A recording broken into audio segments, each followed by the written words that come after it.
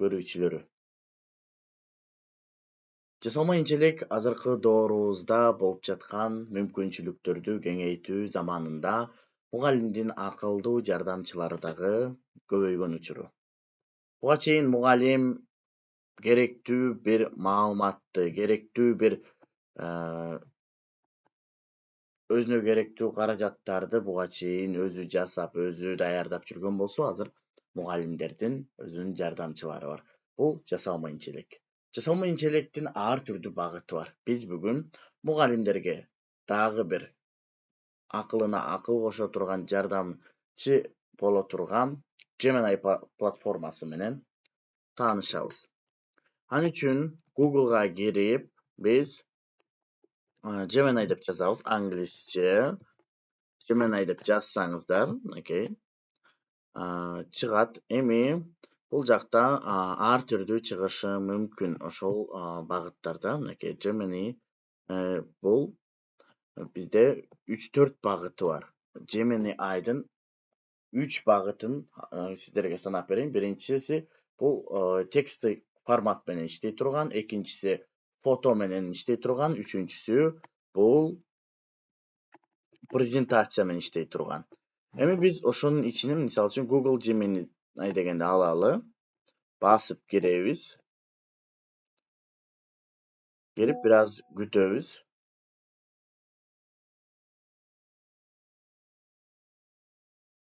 Бир аз күткөндөн кийин эле ушундай болуп чыгат, караңыздар.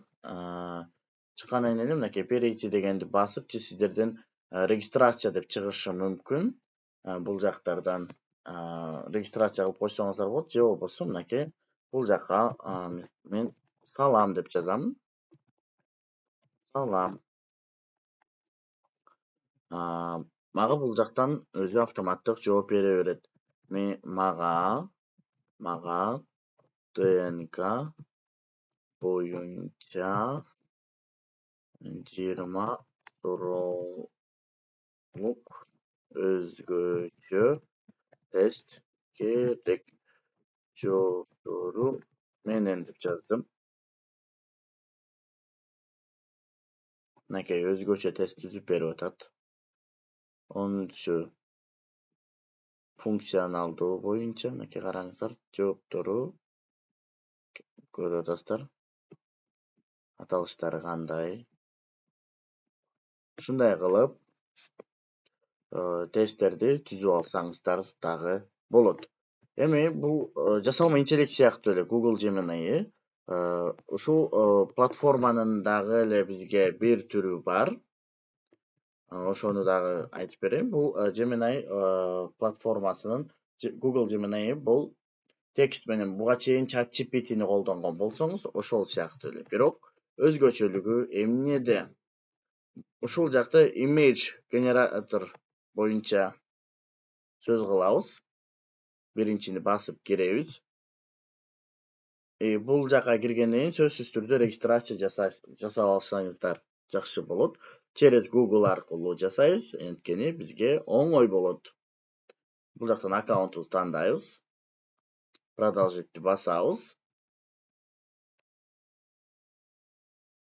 Бул сүрөттү мындайча айтканда сапаттуу жана чындыкка дал келе турган сүрөттөрдү жасап берет. Понятно дегенди басабыз. Мисалы үчүн бул жака мага кандай десем, бул жактан бир эме кылалы. Математика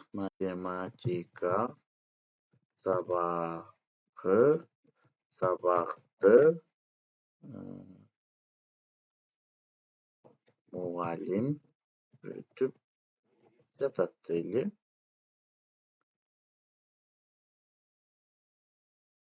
Ошол сыяктуу кылсаңыздар болот суроолорду.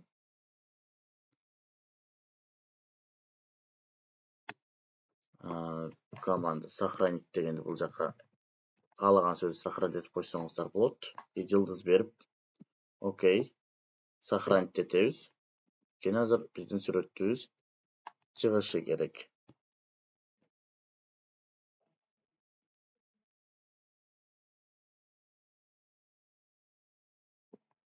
Бул жактардан караңыздар. Биздики маалыматтык агент айда караңыздар. Өзүңүзгө керектүү бардыгы бар. Мисалы үчүн агент ай менен генератор. Мисалы үчүн генератор изображений дейт. Ошол жактан плюсту басып, команда деген жерге кирсеңиздер болот. Команда.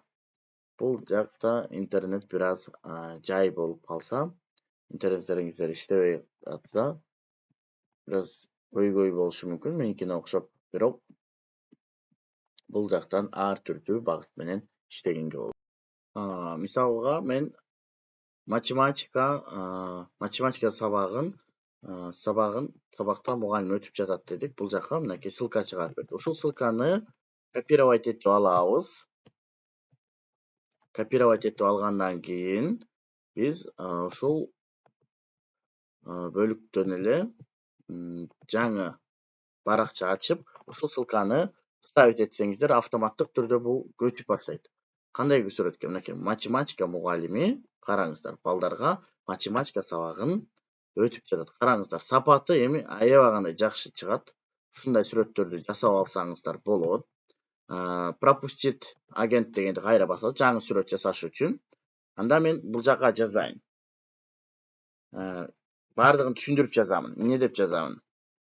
Мисалы үчүн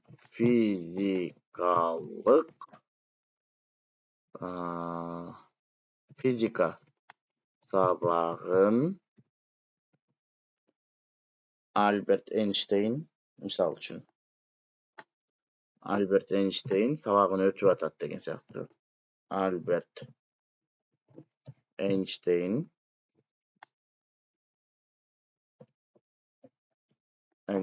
мисалы үчүн лабораториялык иш жасап атат. Ушул сыяктуу кылсаңыздар дагы болот. Өзүңүздөр деле ар түрдүү бөлүктөр бар. Сиздер өзүңүздөр каалаган бөлүктөрдү колдонсоңуздар болот. Мисалы үчүн физика сабагында Альберт Эйнштейн лабораториялык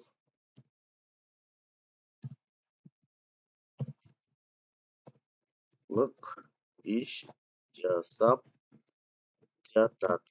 Окуучулар менен биргеликте деп туруп, окейди басабыз. Азыр биз сүрөттү күтөбүз эми. Мынакей 33, 35.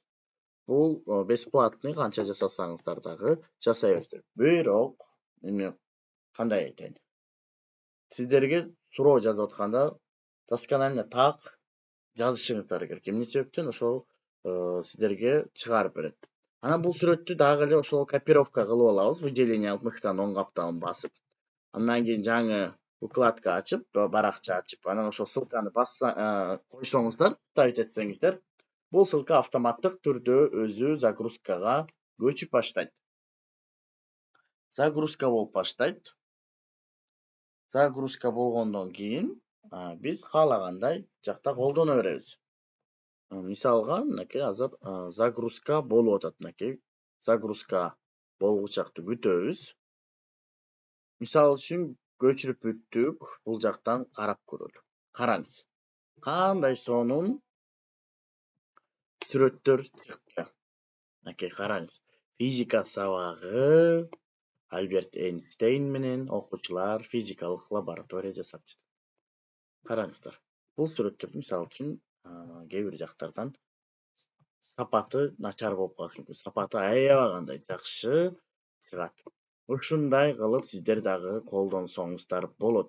Ар түрдүү багыттар менен колдонууга мүмкүнчүлүгүңүздөр бар. Караңыздар. Gemini Eye платформасы бизде 3 багыт менен дедим. Бул Google Gemini, андан кийинки бул сүрөт Gemini деп. Бул ошол сүрөттөрдү жасап бере турган өзүнчө, презентация жасап бере турган өзүнчө, жана ошондой эле бизде тексттик форматта жооп бере турган Gemini платформалары бар. Муну телефонго да көчүрүп алсаңыздар болот. Телефонго көчүрүп алыш үчүн App Store же Google Play'ден Gemini деп жазсаңыздар чыгат, регистрация кылып колдоно бересиздер. Бүгүнкү сабак сиздерге жакты деген ойдомун. Сабактарыбыз жаккан болсо бизге каналыбызга катталып, лайк басып, комментарий калтырып, ой пикириңизди жаза кетиңиз. Бул сабак менен өзүңүздүн сабактарыңызды, өзүңүздүн жумуштарыңызды жеңилдетүүнү дагы бир баскычка өттүк десек болот. Бул сабакты кесиптештериңиздер менен бөлүшкөндү унутпаңыздар.